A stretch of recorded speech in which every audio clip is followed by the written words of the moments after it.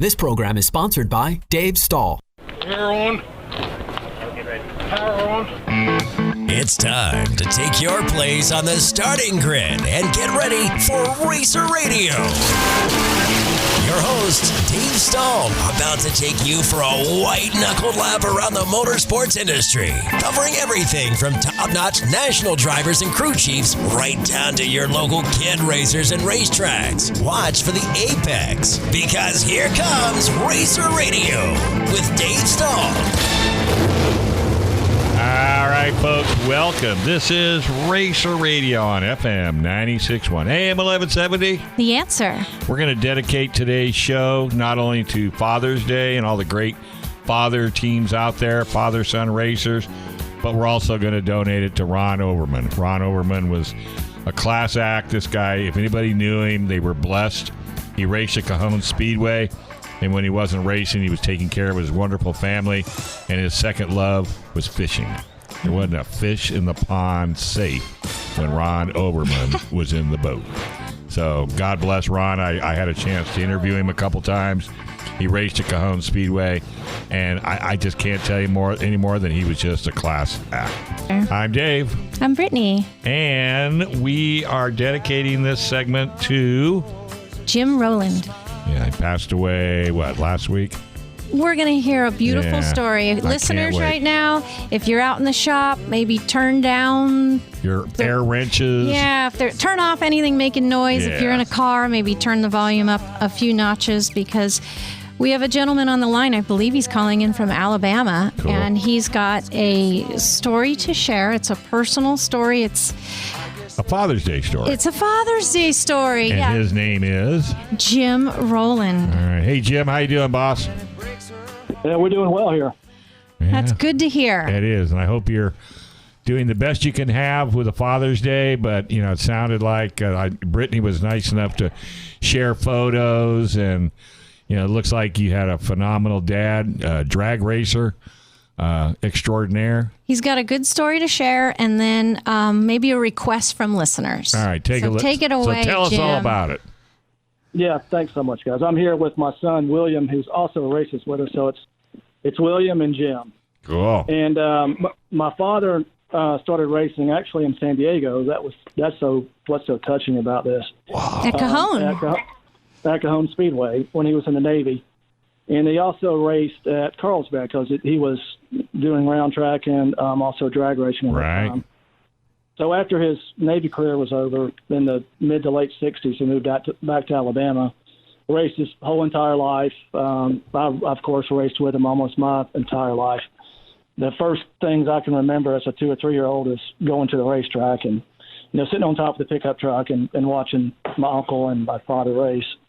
And then as I got older, I was able to, he introduced me to it. As of course, my summers were spent in the race shop, and he's restoring old cars, and we're racing on the weekends. Just a dream of a childhood. But then last Saturday, at the age of 77, he was racing in what ultimately was his last race. It's not an accident or anything, but so he's making his last pass. Cuts a 504 light for those drag racers out there. That's almost a perfect light. For a 77-year-old, I don't know how the hell he did it. It's just amazing. He ends up winning the round by less than, I think it's 0.009 seconds. Jeez. Just in a real short margin there. So he pulls off the track. He picks up his time slip, which I sent to Brittany, showing that. After he picked up his time slip, he drove into the grass and had a heart attack. And when we got to him, within a minute or two later, the car was still running, and we immediately started performing CPR on him. And he lasted with us until Wednesday, which was when we decided to take him off of life support. Yeah. But he did exactly what he wanted to do. Oh. Exactly. It's such a poetic ending to a beautiful racing life. Really, it's just wow. Just really enjoyed all of our time with him. Well, I tell you, my man, that is, and I don't know a racer out there that wouldn't want to do exactly what your dad did. That is so poetic. It is, like you said, poetic. It's a beautiful tragedy. I don't know. It's no words. And by the way, he had one beautiful car. I mean, he really kept his car. Wow. I mean, that thing was gorgeous. What class did he run in? Yeah, we were pro ET racers. Yeah. So, an ET class where we raced off of we would qualify on whatever the car would run. For those who are not familiar with it, that's what we would dial on. Sure, you dial it in. You dial it in, had to run that number or slower, because if you ran faster, then you would break out. But he did all kinds of things in racing. I mean, he built, after he retired, which he was a school teacher. Oh my gosh! Retired, and during his years of teaching, he built, it was either 22 or 24 different cars for people all around Alabama. I mean, he has his JR, Jim Rowland, and then 001 through 0024 or 22, I can't remember.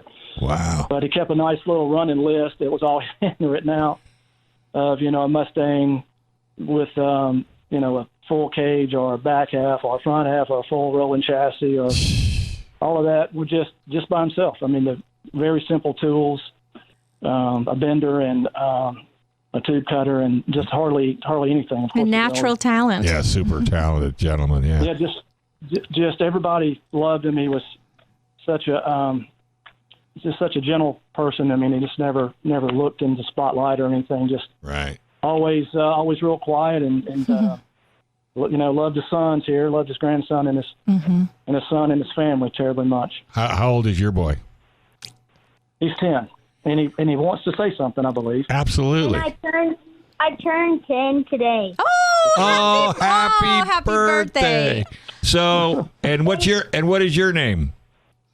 My name's William. All right, William. So what do you race? I race a little junior dragster. Wow, that is so are you cool. gonna keep drag racing? Oh yeah. Oh yeah. You think maybe if your dad hangs on to your grandpa's car, you might drive that someday? Yeah, I'm definitely going to drive this car. Yeah. He is very sure. I like this confidence. How about this? That was the first question he asked. He said, "What are you going to do, Dad, with Pop's car?" We called him Pop. So what are you going to do with Pop's car? And I said, "Well, I don't know. Maybe we'll keep it for a while, but we don't necessarily need it because we have my car in your car." Yeah. He says, "But I think I want to race it. Would that be okay?" And I'm like, "Of course it would." That's amazing. And if you didn't break out in tears, there's something wrong with you, buddy. Let me tell you. Goodness gracious. Well, I'm about to do that. I know, me too. We talked about that ahead of time. And I'm the worst, man. I watched a Dale Earnhardt special the other night, and I went through about a box and a half of Kleenex, and I've already seen that special like 9 times. Yeah. So I came across this story, as you know, Dave, Yeah. from Cajon Speedway Memories. And would you like to expand on why I might have seen that post and your request?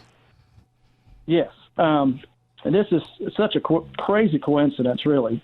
This happened 2 or 3 weeks ago initially. And my uncle in San Diego sent a request through the Facebook page, and I guess it was just the Facebook page, asking for memorabilia about my dad, because that was the first place he raced. And again, Carlsbad. So we were looking at that, and again, this was a couple weeks for his passing. Right. And then, when he told me that, I almost fell out. I couldn't believe it. And then, so he sent another note out, once I gave him the news on Thursday, and that's when Brittany picked it up, and she saw what his post was, that he had passed away, and the details. And so, of course, he called me and said, "Hey, would you like to go on the radio station?" And then I talked to Brittany, and I'm like, "Of course, this would be such a fitting, nice way to explain and give tribute to my father." So, well, I really appreciate this. Oh no, it's totally our, and that's a Cajon Speedway memory Facebook page, because unfortunately, Cajon Speedway is no longer with us. I mean, it's still there. The dirt is there, but there's nothing there. And if you fly over it in an airplane, you can see the outline of the track. So, and that's very near and dear to San Diegans. But what is there is the memories and the pictures and the newspaper articles.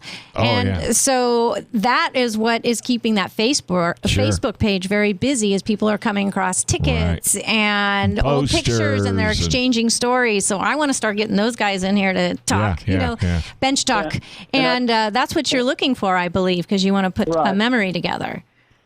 I do, and I do. My uncle told me that it might have been the last time he raced there, and this would have been in probably between 65 and 67, because I knew shortly after that he came back to Alabama. So he wrecked actually in one of the turns and destroyed the car, and the hood of the car was at my grandparents' house until like till 2000. I didn't know anything about it, and so I wish I would have known. And now that the house has been sold, so there's the hood of the car is gone. But that was from the 60s from that car, and I'm not sure what car it was either. Oh, okay. I know he had a 32 Ford flathead V8, but he drag raced that. And he was known as Jim Rowland II, because you're the third, correct?